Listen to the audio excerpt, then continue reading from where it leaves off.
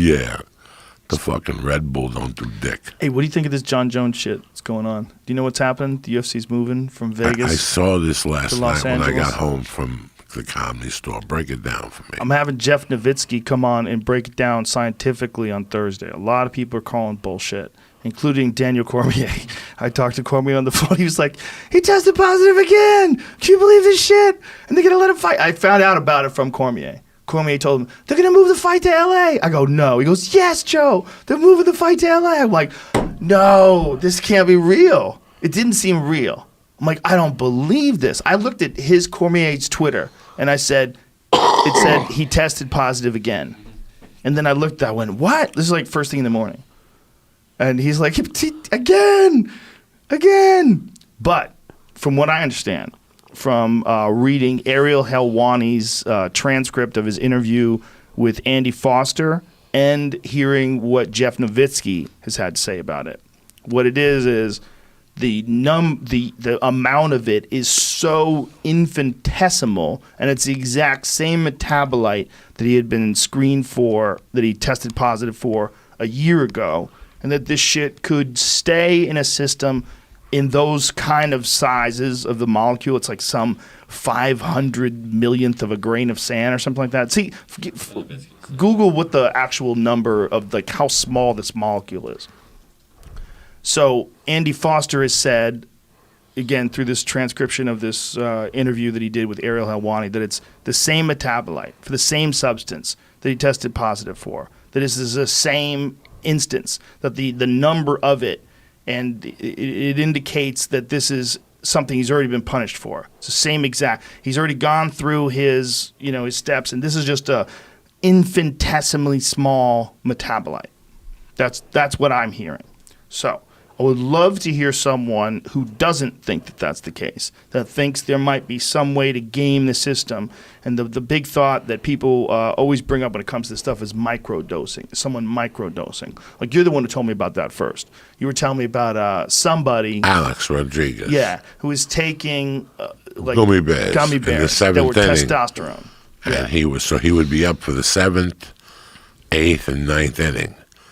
But by the time the 10th inning came, if they tested him, it would be out of his system. So I would imagine the testing is better now, and this is one of the things that Nowitzki wants to get into, that the testing is far superior now, so you're able to pick up these metabolites in much, much smaller quantities. So okay. So this test is from December 9th. Yes. I want to see what his test was leading up to that, and everything since then. apparently was clean before that. He said, we were notified earlier this month of an issue he has had over his most recent test, where a very small amount, I'll in fact describe how small it is, of a long-term metabolite substance called DHCMT, known as oral turinabol, which is the reason for his most recent suspension a year and a half ago. A very, very small amount. But there was a number that... Where does it say the number? There was like rice, or yeah, something like how much smaller it is than a grain of rice. Is it? Can't find it. Yeah, let's try to find it. Yeah, look, I get how everybody would be fucking pissed. I get how everybody would think that he's a cheater. He's cheating again. I get that you would think that, but I don't know if that's true. And if it's not true, it would be a shame to accuse him of it. If it is the same stuff that was in his system that was ruled to be from a tainted supplement, here it is. A picogram is 1/1,000,000th of a gram, Nowitzki said. If you put 1 grain of salt on a table and split it up into 50 million pieces, a picogram is one of those pieces of that gram of salt, which is insane. So that grain of salt, it's 50 million times large or smaller than that. It's crazy. So it's very, very, very, very small. So if this is true, and they believe it's true, and the guy who runs the California State Athletic Commission, Andy Foster, I have a great deal, tremendous amount of respect for that guy. Very proactive with weight cutting, very proactive with weight classes, very proactive with a lot of the rules. He's really good. If he believes that this is scientifically been proven to be from the same exact thing that he already has been punished for, I agree with them. I just that guy knows what the fuck he's talking about, and he's legit. So is Nowitzki. So are these people that are all saying that it's legit. Here's the question, though. Have other people been still punished for the exact same crime? Have other people tested positive again for the exact same thing? This I do not know, and I don't know if people are looking into that. If there is any preferential treatment, that would be where the argument would be, with preferential treatment. These fucking tainted supplements are a legitimate problem. I mean, Nowitzki showed us hundreds and hundreds of supplements you could buy at any store that has, vitamins and muscle builders and all those kind of things that test positive for steroids. There's a shit ton of them out there, man. You can get a lot of stuff in these systems, but then there's also people that are taking steroids. So how do you know who's who? The only way to find out who's who is don't take shit. Don't take anything. Unless it's third-party tested. Don't take anything controversial. Don't take anything squirrely. And sometimes people do. And it's fucked up that, maybe they like a supplement. Maybe they've had good results with it, and then they get one bad batch. That's possible, too. I just want to know that this was from December 9th. I want to know what the levels of that drug they found were before December 9th. It takes a long time to go away. I understand. So, but every time you urine, the levels should get lower and lower and lower. I think what they're saying is this is the lowest detectable number. So there's no lower than this. So they should have found this before. Maybe not. This higher. Maybe not. Depending. See, these numbers, the way it's been explained to me, and again, I'm not a fucking scientist, but the way it's been explained to me, this number is so small that it could conceivably be tested in one test and not tested in another test. And then also, as the testing procedures get more and more thorough, they get better at it. They're detecting things they couldn't detect maybe even just a year ago. Like it's the technology is continuing to grow, and they're getting much better at understanding how to use it and how to advance it. So it's not as simple as you test positive a year ago, you test negative today. Like they might have better methods of detection today than they had a year ago. You got arrested today, Joe. The judge is going to say, Joe Rogan, I'm releasing you on bail. But the DA wants you to take a urine test. Right. And samples, and if you come back dirty. The first UA is free. They know who Joe Rogan is. You're going to go in there and your THC levels are going to be off the chain. Woo! This is going to be off the chain. This is going to be off the chain. When they come back, they're going to call you. And they're going to go, Joe Rogan, this is what it was now. This is this. The next time we test you, it better not be higher than 26% because we know you're using. This is in 1987, right. The lady told me. Right. I'll know if you're using or not. And I stayed to the program, and it went down, down, down, down, down. And then I joined the voluntary group.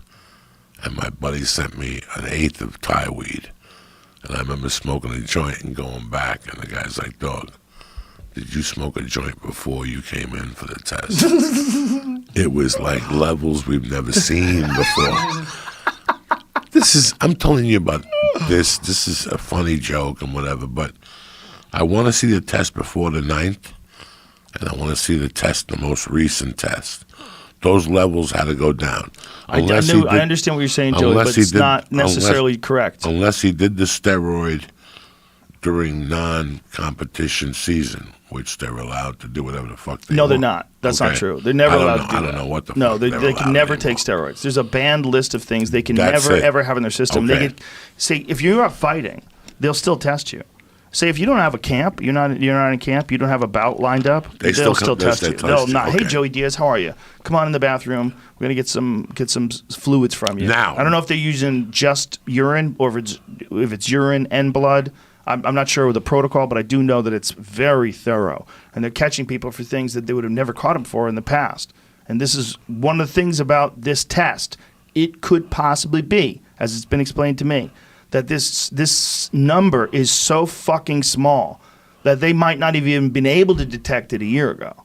That this number, this insanely small number, there's new levels of detection now. Whereas he would be completely negative X amount of time in the past, now they can test it and they can find that insanely 50 millionth of a grain of salt size particle. It's so fucking small that they weren't able to catch something like that X amount of time in the past, whether it's a year ago or 2 years, but now they can. And in the future, it's going to be even better. They're going to keep getting better at this stuff as they advance the technology. That's, as it's been explained to me, what you're seeing here.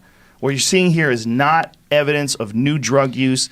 It's evidence that the testing is far better and that he has this exact same metabolite, and he definitely did have it in his system because they're finding it a year later in this tiny amount. His body hasn't completely gotten rid of it yet. Still in there. The question is, how long does that stuff stay in your system? They've said through normal detection, I believe, Google this, make sure this is correct, but through normal detection, which not, I mean, from whenever the time they wrote this stuff out, I believe they were saying it could be detected up to 18 months.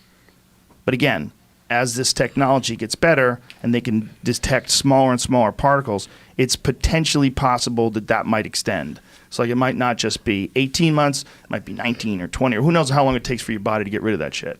Now, the guys like Cormier and Gustafson and guys that, you know, they look at this as where there's smoke, there's fire, Joe Rogan. Yes. You know? And they have a point too. And they have a point also. I'm not mad at them for that. I'm a big fan of Jon Jones personally. I am too. For what he does, I love him to death. When I saw him in Albuquerque, he came to the show, we laughed. I don't know what to think anymore. You know, I don't know what to think. This one really, you know, and I feel bad. You and I both know this is the card of the year. It's a phenomenal card. This is the card when people fly in and they make plans around it and they do a bunch of stuff around it. I feel bad for those people. I know what this is like for them. They just lost their Saturday night activity. Well, in Vegas, it takes a big hit, too, because this was going to be taking place in Vegas. All those people are going to be in town. It's going to be a tremendous amount of money for the casinos, and you know, I'm sure it was a lot of money for them there. It's a big thing to have there, in a bigger arena. So they're moving it to the Forum, which is a smaller place. The Forum in Inglewood is, I don't know how much smaller it is than the T-Mobile Arena, but he said he was.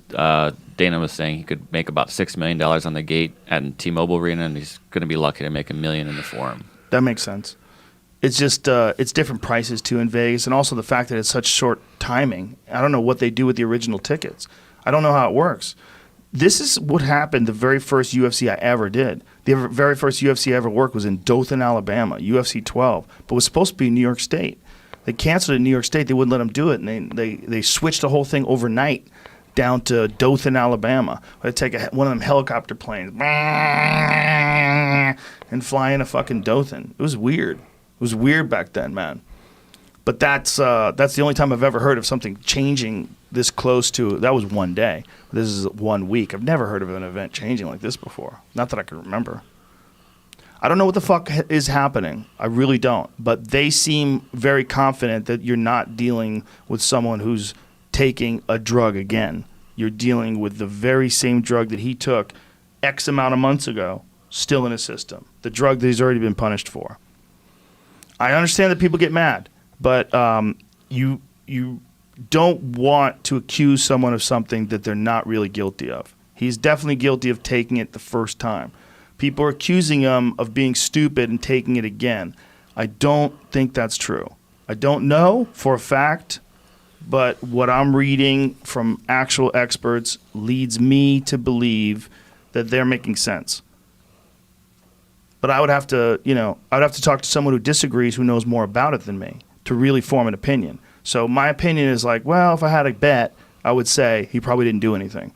But I would like to talk to someone who's like a real fucking expert, who could break down exactly what the process is, who could tell you if it is even possible that this could be from another ingestion somewhere along the line. And you want me to tell you what the sad thing about this whole situation is? What? That it really, really, from the bottom of my heart, was a great card.